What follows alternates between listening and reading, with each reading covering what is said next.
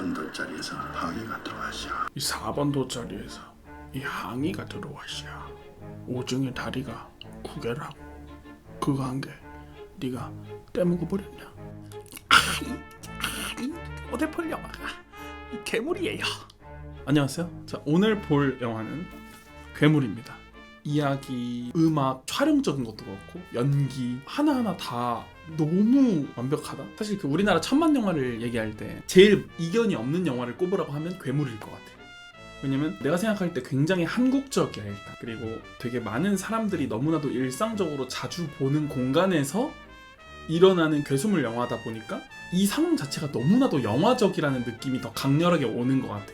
근데 재밌고 또 가족 얘기이기 때문에 이거에 공감하지 못하는 사람이 없고, 그런 부분들 때문에 천만 영화에 가장 이견 없는 영화를 꼽으라고 한다면 누구든 이제 괴물을 꼽지 않을까 이런 생각이 드는데, 대한민국 영화감독 얘기할 때 봉준호라는 사람을 제일 먼저 떠올리기도 하잖아 우리 사람들이. 봉준호 감독은 연대 사회학과를 나왔어. 박찬욱은 저 서강대 철학과, 최동원 감독님 서강대 국문과, 이창동 감독님 전북대 국어교육학과, 류승환 감독도 고졸이야. 그러니까 여기서 이제 우리가 영화과를 나오는 게 그렇게 영화 감독 되는데 꼭 그 중요하지도 않을 수도 있다라는 걸 알 수 있는 대목이긴 한데, 본론으로 돌아오면 봉준호는 연대 사회학과를 나왔고, 그러다 보니까 영화들이 대부분 사회적인 구조나 시스템에 대한 비판적인 시각이 굉장히 많이 들어가 있어. 살인의 추억, 그거는 그 당시 사회에 왜 그 연쇄살인마를 잡지 못했는가에 대한 사회 구조 시스템에 대한 이야기고, 사실상 설국열차 너무나도 사회 시스템적인 이야기고, 옥자 너무나도 사회 시스템적인 이야기고, 기생충 너무나도 사회 시스템적인 이야기이기 때문에 본인이 배우고 잘 알고 있는 것들이 자연스럽게 영화에 투영이 되는 것 같아. 되게 사회적인 이야기인데도 불구하고 이야기 안으로 들어가서 봤을 때는 4명의 캐릭터가 각각 너무 다 매력이 넘쳐. 변희봉은 이 천방지축 가족을 어떻게든지 딱 규합해서 이끌어 나가려고 하는 어떤 전형적인 아버지의 느낌이 있고, 송강호는 너무 철없고 머리 색깔도 노란 머리에 근데 또 딸을 너무 사랑하는 아빠, 그리고 대한민국에서 너무 많은 대졸인데 백수로 살고 있는 박해일, 그리고 가족들 중에서는 가장 잘 됐고 또 이제 가족들의 이제 촉망을 또 받고 있는 배두나. 이 각각의 4명의 캐릭터들이 이야기 안에서 다 균형감 있게 매력적이고, 이야기의 흐름 속에서 어느 순간에 자기가 해야 될 목들을 명확하게 해내는 느낌들이 있어. 그것들이 이제 굉장히 빛을 잘 발하고 있기 때문에 이 영화가 엄청나게 재밌어지는 게 분명히 있는 것 같다는 생각을 좀 했던 것 같고. 괴물의 주제가 뭐라고 생각하나? 과연 누가 괴물인가?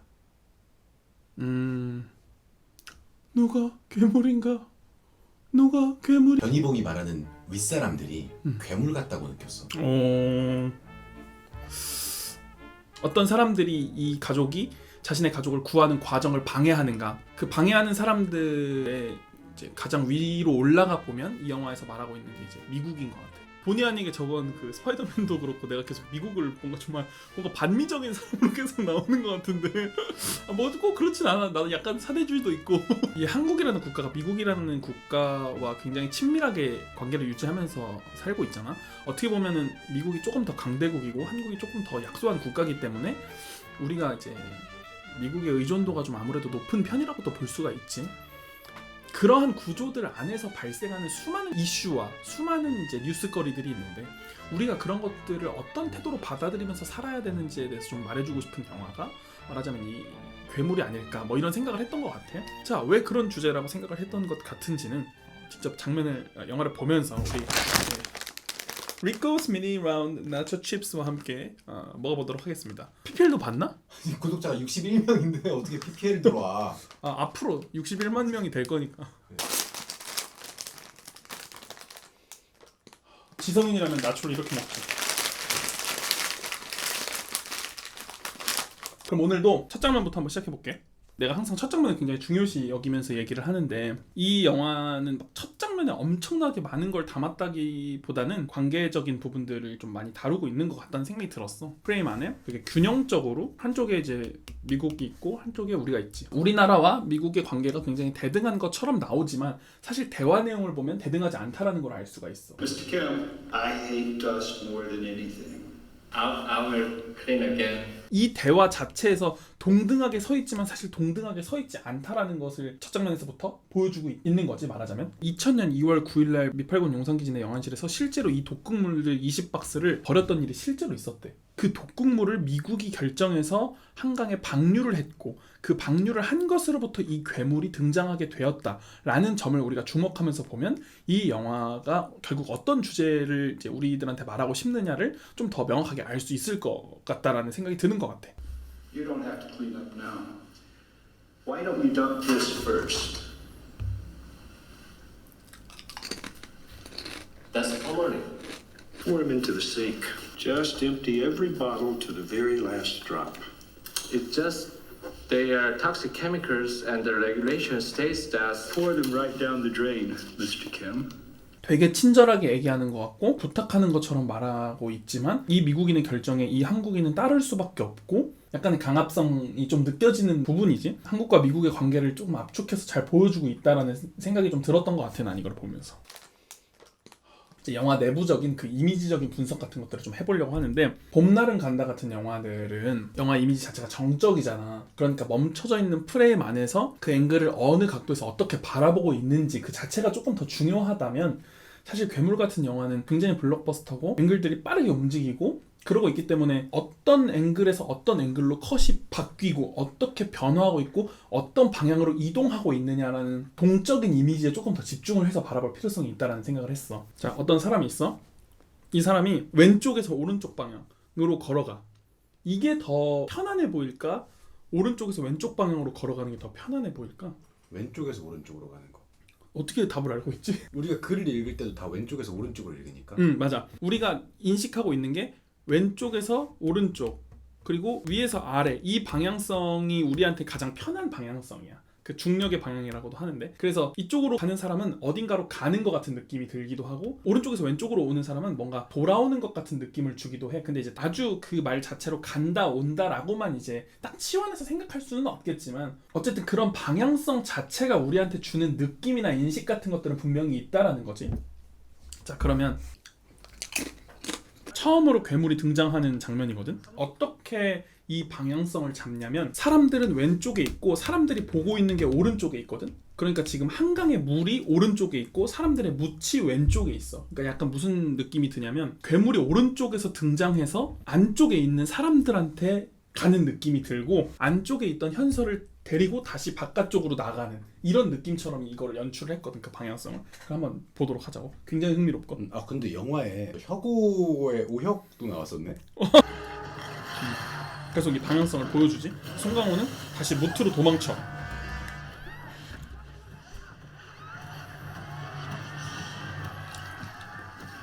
그래서 괴물은 점점 안쪽으로 들어오고 이 사람도 봐봐. 바깥쪽이 아니라 안쪽을 보고 있어. 안쪽을 보고 있는데 오른쪽에서 왼쪽을. 오른쪽에서 왼쪽을.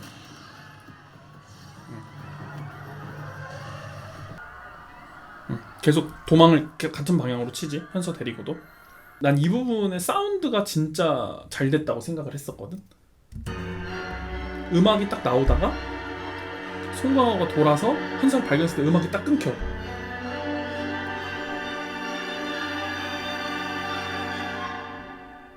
아예 묵음이 되고 멀리서 다가오는 저 괴물의 발소리만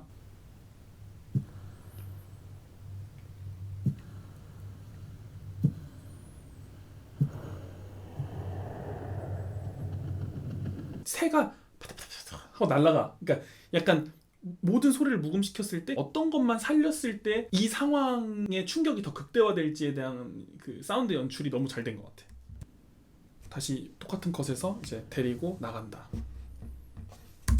괴물 영화를 분석할 때 어떻게 분석하기도 하냐면, 이게 이제 이야기의 플롯 자체가 괴수 영화의 플롯을 따라가고 있지 않고 납치 영화의 플롯을 차용을 하고 있어. 그래서 현서가 납치당했고 그 납치당한 현서를 다시 데리고 오려는 가족들의 그 과정이 어떻게 보면 되게 그 납치 영화의 플롯을 많이 이제 차용을 하고 있다는 것이 특징이다. 그게 되게 뭔가 영화를 좀 전형적이지 않게 만드는 비결 같은 거였을 것 같아. 자, 이 방향성에 대한 얘기를 조금만 더 해볼게. 현서한테 전화가 와서 이 가족들이 방역차를 전 재산을 빌려서 사고 가게 되지.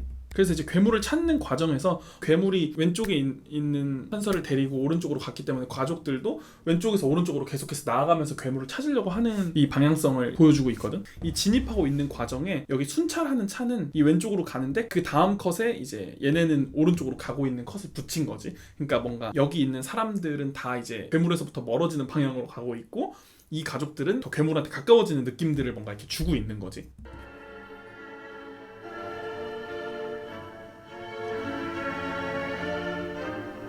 그래서 가족들은 안쪽으로 계속 더 들어가는 느낌이 뭔가 있고. 근데 음악을 너무 잘 만든 것 같아. 괴물의 음악은 내가 볼 때 2000년대에 들어와서 만든 한국 영화들 중에 가장 음악이 좋은 것 같아.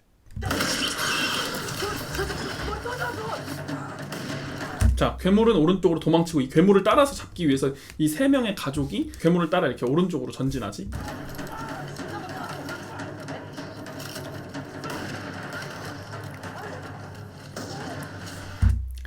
봉준호 감독의 굉장히 흥미로운 특징 중에 하나가 있는데 컷을 많이 안 찍기로 되게 유명해. 가능하면 한 컷으로 찍자 이렇게 하려고 한대.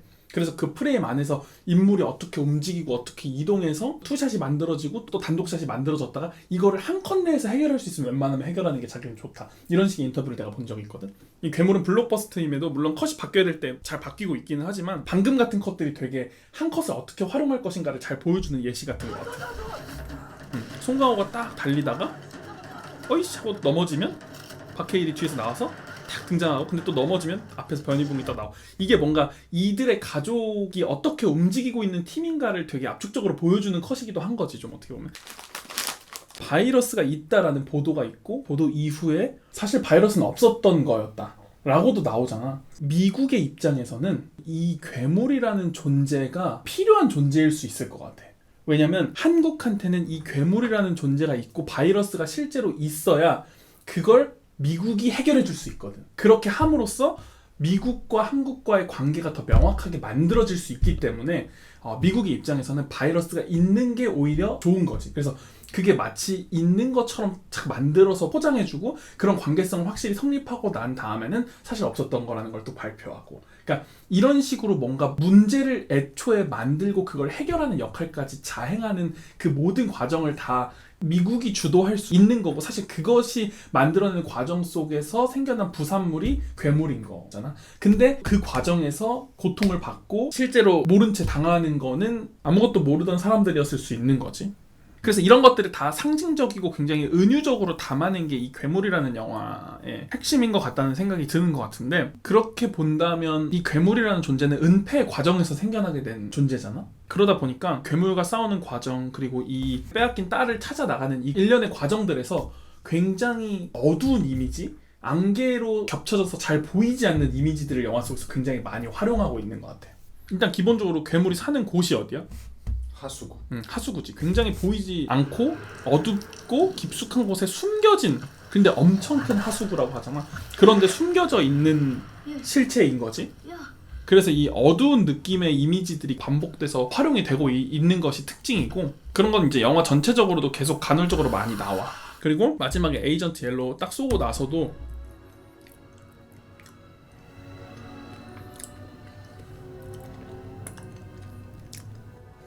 잘 안 보이는 상황이 돼. 이런 뿌연 연기 상황 속에서 계속 이 괴물과 싸우거든. 이런 이미지들 자체가 주는 것이 어떻게 보면 이 영화의 주제인 한국과 미국의 관계 그리고 그것이 이제 사실은 뭔가 보이지 않는 기저에 있는 경우들이 많기 때문에 우리는 잘 인식하지는 못하고 살 수 있다. 이런 것들을 좀 상징적으로 보여주는 이미지성이라고 해석해 볼 수가 있을 것 같아. 뒷부분이 나오고 있으니까 하나만 얘기하자면 봉준호의 그 만화적인 연출의 정수를 보여주는 마지막이 나는 뭐 이런 것도 되게 만화적인 것 같아. 일단 박해일이 이거 떨어뜨리고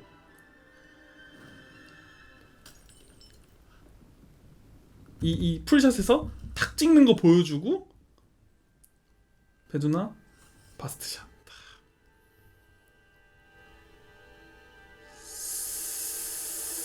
싹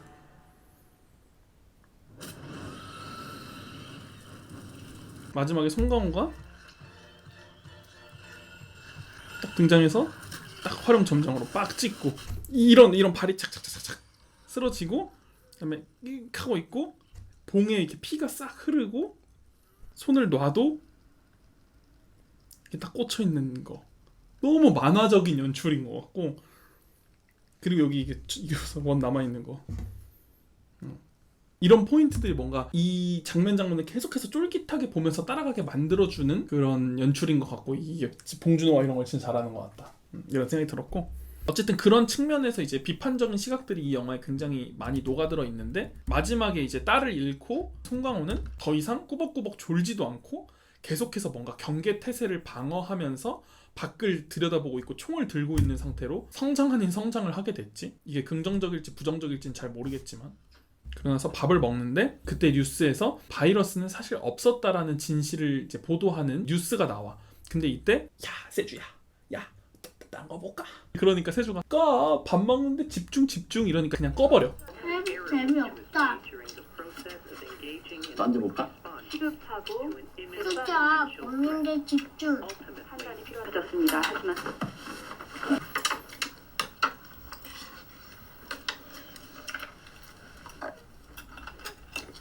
뭐 꺼버린다라는 것의 의미는 뭐 중요하지 않다 이런 얘기지 사실상. 그런 게 중요한 게 아니라 송강호는 오늘도 밥을 먹고 한강에서 나타날 진짜 그 괴물을 계속해서 예의주시하면서 긴장 상태에서 살아가게 된다. 그러니까 어떻게 보면은 그게 괴물을 대처할 수 있는 진짜 방법일지도 모른다. 그 뉴스에서 나오는 게 아니라 뭔가 이런 것들을 좀 암시하면서 이야기는 끝이 나게 된다.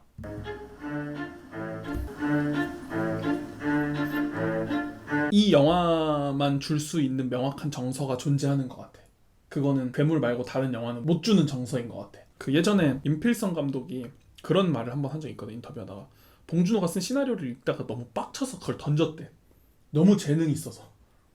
아, 나 이런 거 못 쓰겠는데 이러면서 빡쳐서 던진 적이 있대. 이 영화를 던지고 싶었어. 나도 이제 영화를 만들고 싶어 하는 사람으로서 와, 정말 이렇게 깔끔하게 딱 떨어지게 영화를 만들 수 있으면서 재밌는데 심지어 담아내고 있는 것들도 너무 시대에 필요한 이야기이고 쉽다고 단순한 게 아니잖아. 그런 것들을 다 가지고 있어서 내가 봉준호 영화들 중에서 가장 좋아하는 영화 중에 하나라고 얘기할 수 있을 것 같고, 내가 오늘 이 추천할 영화는 영화 괴물.